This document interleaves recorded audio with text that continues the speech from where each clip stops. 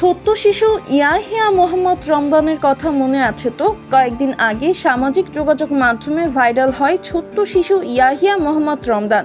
বাবা মায়ের সঙ্গে পবিত্র হজ ব্রত পালন করতে এসেছিলেন ছোট্ট এই শিশু।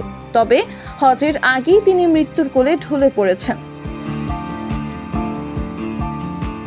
12 জুন বুধবার মধ্যপ্রাচ্য ভিত্তিক সংবাদ মাধ্যমের এক প্রতিবেদনে এ তথ্য জানা যায়। মিশরের কাফর আল শেখ প্রদেশে ইয়াহিয়ার বাড়ি।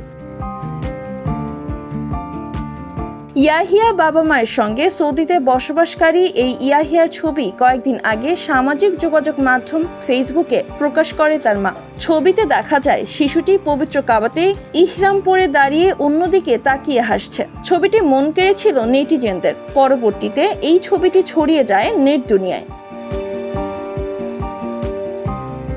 শিশুটির মৃত্যুর সঠিক কারণ নিশ্চিত করতে পারেনি সংবাদ মাধ্যমটি। মক্কার একটি ভবনের ছাদ থেকে পড়ে ইয়াহিয়ার মর্মান্তিক মৃত্যু হয়েছে দাবি করলেও মধ্যপ্রাচ্যের অন্যান্য সংবাদ মাধ্যম জানিয়েছে অতিরিক্ত গরমে হিটস্ট্রোক হয়ে ইয়াহিয়ার মৃত্যু হয়েছে। আরও একটি সংবাদ মাধ্যমে বলা হয়েছে ইয়াহিয়ার পরিবার জানিয়েছে ইয়াহিয়ার পরিবার যখন হজের আনুষ্ঠানিকতা পালন করছিল তখন কাবায় তার মৃত্যু হয়, কারণ সেখানে যে গরম ছিল তা সে সহ্য করতে পারেনি।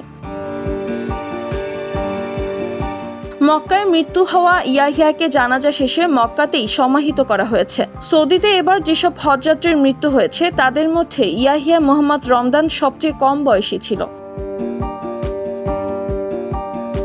মারিয়া মায়া, নবীন নিউজ, ঢাকা।